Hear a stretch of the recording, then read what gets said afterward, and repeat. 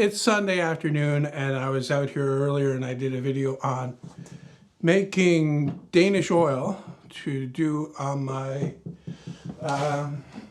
fancy spalted maple step stool, which is still tacky. It'll be dry tomorrow morning.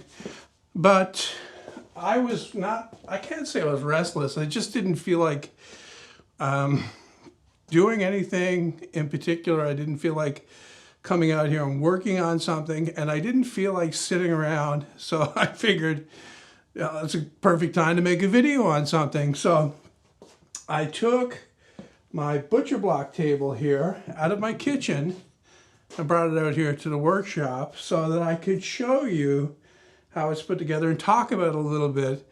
I had a comment on my second console table video asking about the longevity and how well it works, construction adhesive, and I want to show you how I used it on this table right here 9 years ago and how it's held up since. So I've taken the top off so that you can have a better look at it, and you can see that it's roughly a 2-foot square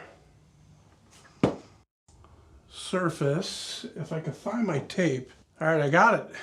It is exactly 22.5 inches this way, and it is 21 inches this way. Now, originally it was a little bit bigger than this because I put this together and I had it set up in my kitchen back at my old house for about a week, and it started to crack. Now where it cracked was across the middle here, I do believe, yep, across the middle here. And I knew what the reason for it was. It's because I used two different kinds of wood here. On the outside, on the perimeter, you could say this is all white oak on here, and in the middle is hard maple. The other thing is, I didn't make them the same thickness. I wanted the illusion of 2 inches thick on the edge, so I made all the oak 2 inches, but being, the frugal guy that I am, I decided to save some maple by making it 1 inch thick in the middle, as you can see. So what I did was I took the top off the table again, and I brought it out to my workshop at the time, and I cut the top right where the crack was, figuring that what I'll do is I'll make a clean cut and I will glue them back together. Now, when I did that, I decided to try to make it a little bit more flat, because when I originally put this together, the top was this size, and of course you can't run it through any machine, especially anything I had. So I hand sanded basically all of it with the belt sander, and then finished it up with the disc palm sander, random orbit sander, that's what it was. And it was a little bit wavy because, end grain is very hard to sand. So I figured I had nothing to lose by trying to run it through my surface planer. So that's the reason why you see these pine strips in here. Now the pine strips are just hot melt glued right here in the middle. They're free to move on the ends here, and I just left them in after I finished this. So what I had was two pieces here, one on this side, one on the other side, and I ran them through the surface planer and didn't have any problem with chip out. I had a little bit in here, if you can see. So that flattened it up real nice and good. And to put it together, I didn't have any waterproof glue. When I originally made this, I used waterproof glue for the top, and at some point during the, I don't know if it was during the assembly or whatever, it fell on the floor and the bottle broke open and everything leaked out, so I didn't have any more. And this was, I don't know when it was. Anyway, I didn't feel like going and getting anything, and I have been using polyurethane construction adhesive a fair bit at the time, and I said, well, you got nothing else to lose again, John, by trying to glue this together with that. And that's what I did. So I glued the crack back together, and you can see where it's squeezed out on the bottom here. And to this day, and this is more than 8 years ago, and using this as a cutting board fairly often, it gets damp. That has not failed or shifted or anything. Okay, so that's the story of the top, you could say. Now I'll talk a little bit about the frame. I'm a little bit blurry on whether I made the top first or whether I made the base first. Normally, if I was going to do something like this, I would make the top first and then make the base to fit it. So that's probably how I did it.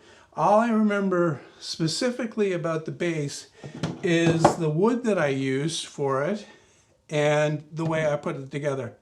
This is the last time ever that I used polyurethane glue, the liquid stuff that foams up, because I put the frame together with that glue, and man, what a mess. I could not believe how much that foamed up. Like I say, I remember the kind of wood I used for the frame, and that's pretty interesting as well. These legs, the frame parts itself, the parts that I have painted this distressed black, are mahogany from some kind of a pallet wood, some packing crate. These were pieces that were, I think, 3 by 4 and about 10 feet long. And when I found them down in the woods behind my house, and I brought them, as any good woodworker would, into my shop at the time, well, way before I started building this actually, to let them dry out. And that's what one of the things that I made with them is the frame of this table. Now, the reason why I did it in the black distress thing here mainly was because of all the nail holes and stuff and other defects there were with the wood. So I figured this would make it look the most acceptable in my kitchen at the time. The other woods that I used for the frame are pieces of white oak flooring. And if you tip it up like this, you can actually see the groove on the bottom there. To get the maximum width out of the piece, I didn't bother cutting that off. I just left that in there. And then the shelf down on the bottom here is more of the oak flooring. And there's kind of an interesting method I used to put this together as well. So these are just strips that I cut and I chamfered the edge of the slats here. And to join them together with the end pieces here to make this, grid that can be taken out for cleaning and whatnot, I use biscuits across the joints here. I think what I did, if I remember correctly, is I had this laid out with spacers in between. I took the end pieces and just glued them on without the biscuits. And then after the glue dried, I cut the biscuit slots in, glued the biscuits in, waited until they dried, and then trimmed them down flush like that. The finish I used on the entire thing, other than the top, was semi-gloss water-based polyurethane over oil-based stained. I can't recall the color. It might have been Mission Oak. I'm pretty sure that's the darkness you see here. So I stained the wood first, and then I gave it 3, maybe 4 coats of water-based polyurethane. The legs themselves, I actually painted those first. Then I sanded the corners and the wear places on it, places where it would normally rub off. And then I stained it over top of that, and then I gave it the coats of water-based polyurethane over top of that to protect it. I'll talk a little bit more about the frame. It's put together with mortise and tenon joints. These stretchers down here have tenons on the end that fit into mortises in the legs. Up here on the top, same deal. Basically the same joint I used as on my console table, the leg set there. We got a couple other things left to talk about. The first is the drawer that knives fit into, and that slides in here like this. This has been handy. I've used it. I have a set of steak knives that go in here, and that works well. Basic construction of this is more of the oak flooring to make the frame of the drawer. And then the bottom is just a piece of 3/4 inch particle board.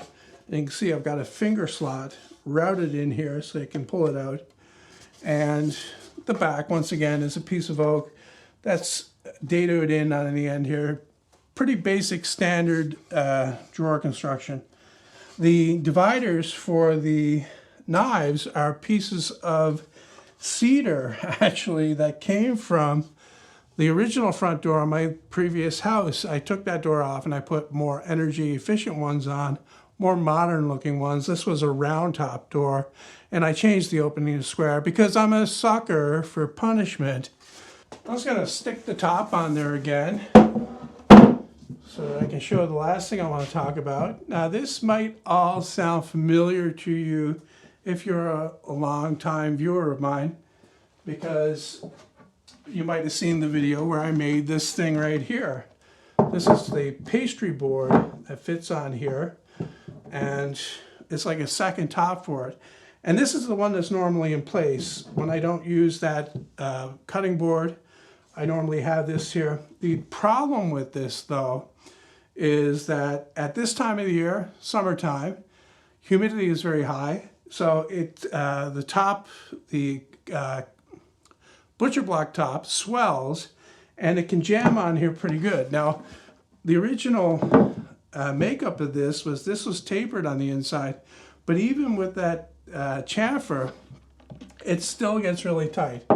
In the winter, it's loose. In the summer, it's so tight. As a matter of fact, I had to kind of pound this off with the handle of a knife to get it loose this morning. So what I'm thinking about doing, even though it'll make it even looser in the winter, is, just take a little bit off here on an angle with the block plane so that that won't be as tight in the summer. That way you'll have a tapered fit all the time. If it does expand, it should actually push that top up a little bit. Now, I didn't just bring this out here to talk about it. I've got a small problem with it. It rocks a bit. I guess over time the frame is twisted slightly, and that would be the nature of such an unsupported structure. There really isn't that much bracing here to keep it absolutely straight. So it will conform to areas where it's been sitting. Okay, I've got it set up on my workbench here, standing up. I know that my workbench is flat, so I can see that it's rocking a little bit like this. These two legs here, either both are long or the frame is twisted so that they're, lower. Either way, they have to be adjusted. But when I look at the bottom down here, I can see that these two no longer have any finish, and it looks like they're actually shorter than the other two. So I got a feeling that what I did here was, after I had this originally built, I adjusted these legs down here so that they would fit on the floor in that particular place in my kitchen properly without rocking.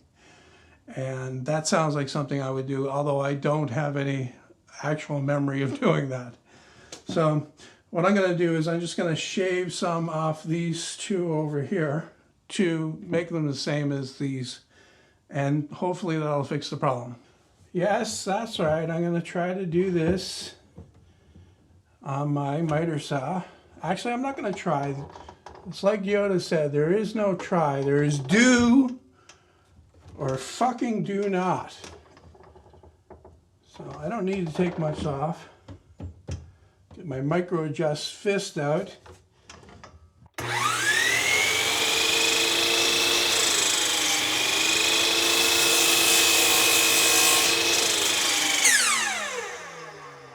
Perfect. Now I just need to do the other leg. Actually, I'm going to try it on the table first, or the workbench, to see if that actually fixes it. Okay, I'm glad I've checked it because it's sitting perfectly flat now on all four legs. And hopefully it fixes it in the kitchen as well. And if it doesn't, I can also just bring it out and trim the legs down shorter. And when I move to my next house, then I'll trim them down a little bit shorter. Eventually what you wind up with is a butcher block table that's this tall.